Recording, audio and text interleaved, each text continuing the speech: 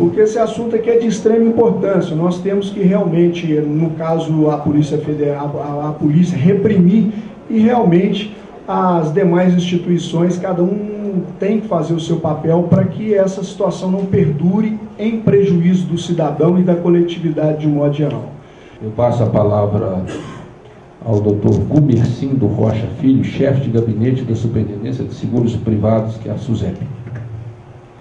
Quando se fala em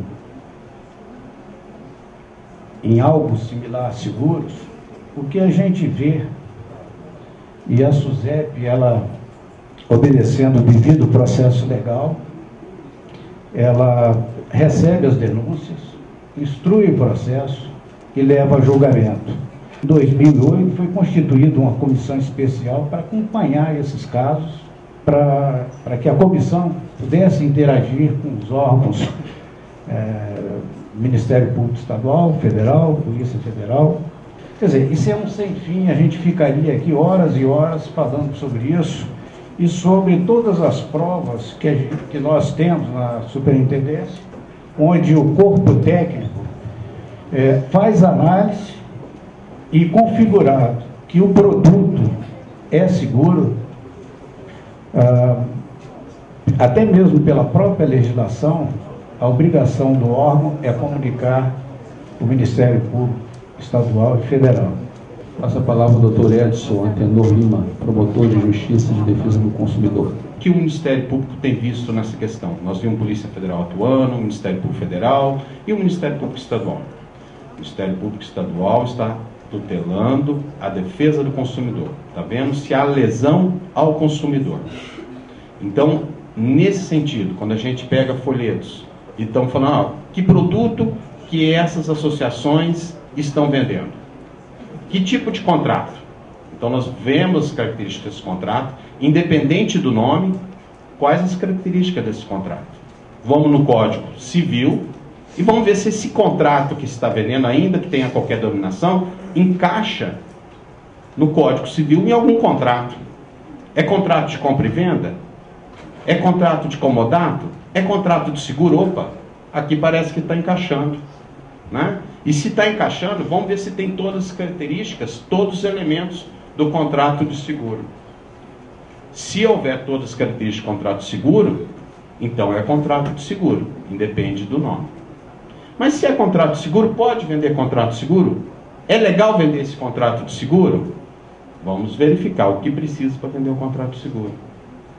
E a gente vai novamente na legislação, né? Sempre na proteção do consumidor. O que a Constituição Federal vai dizer? A Constituição Federal prevê alguma coisa em relação ao seguro? Sim. Competência material da União, artigo 21.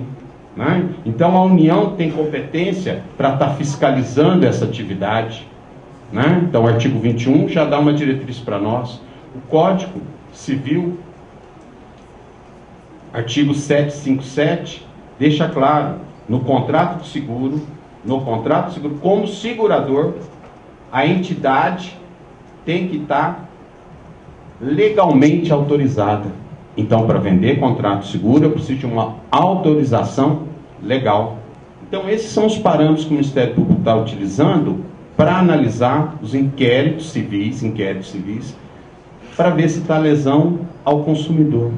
Tá, eu passo então a palavra ao representante da Ascobom, que é o senhor Geraldo Freitas, administrador de empresas. Eu quero dizer que para nós, não só a Ascobom, porque em que pese eu fazia parte do corpo de gestão da Ascobom, hoje nós estamos falando aqui de 250 mil associados representados nessa sala. E eu gostaria, antes de responder as perguntas que o deputado fez, e eu responderei com o mesmo prazer, eu gostaria de propor uma reflexão. Primeiro, é importante nós enfatizarmos, e aí nós vamos falar sobre a ótica do consumidor, né? Já que o associado está sendo chamado de consumidor, nós entendemos que ele é associado e não é consumidor. Mas vamos falar sobre a ótica dessa pessoa, do associado consumidor. Por que, seria a pergunta a se fazer, de 250 mil associados num programa de proteção patrimonial, proteção veicular associativo, quando parece ser uma coisa tão danosa, se colocada da forma como foi colocada. Acho que é o momento das seguradoras repensarem a sua posição. Quando nós falamos de analogia entre o programa de proteção patrimonial e as seguradoras, nós temos que partir do princípio que há uma razão para isso estar acontecendo, né? E a razão na nossa leitura, nós que lidamos diariamente com essas pessoas, é que a insegurança e a violência, ela atinge indiscriminadamente todas as camadas sociais nos nossos dias atuais. Então, as pessoas procuram, de alguma maneira, proteger o seu patrimônio, proteger o seu veículo. Muitas vezes um carro velho, na maioria das vezes, um carro que o ano dele não interessa às seguradoras. Veja, senhor deputado, que as seguradoras têm uma série de critérios restritivos para admitir a contratação dos seguros. E esses critérios vão do ano do veículo ao sexo do motorista, a idade, o tipo físico, o lugar onde ele reside. Então, essa somatória de fatos, aliado à necessidade premente da proteção do seu bem, muitas vezes um único bem, um bem que é, em verdade, uma ferramenta de trabalho, leva esse consumidor à sua associação. Que associação é essa? É uma associação de bairro, é uma associação de classe. Nós temos diversas associações. E o meu entendimento, enquanto consumidor, enquanto administrador da Ascobom, é de que as associações, eu quero crer que todos aqui concordam com isso, elas são um dos grandes pilares sociais desse país, fazem um trabalho de relevante importância.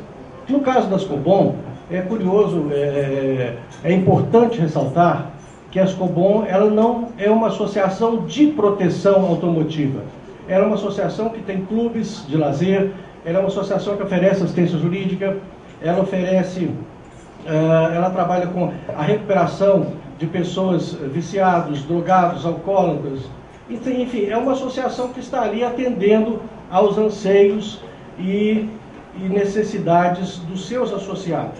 Não é uma associação de proteção automotiva, né?